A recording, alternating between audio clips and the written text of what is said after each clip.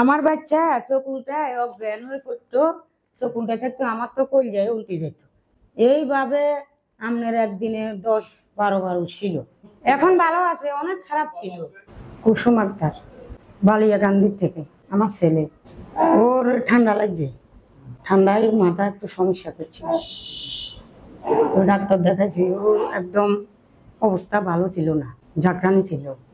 ওইটা উঠবার লাগে, ওই চোখ উল্টা আলাইতো, চোখ উল্টায় মানে একদম চোখে সোজা করে রাখতো 2 মিনিট 3 মিনিট এরকম। আমি এখানে ভর্তি করছি, 2 দিন আসিল, ইয়ারে লই গেছি।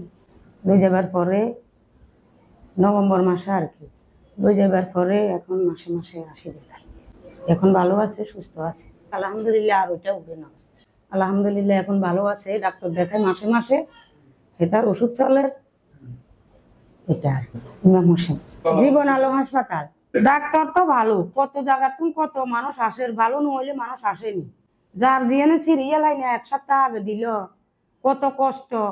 এখন ভালো আছে, অনেক খারাপ ছিল আমার ছেলে।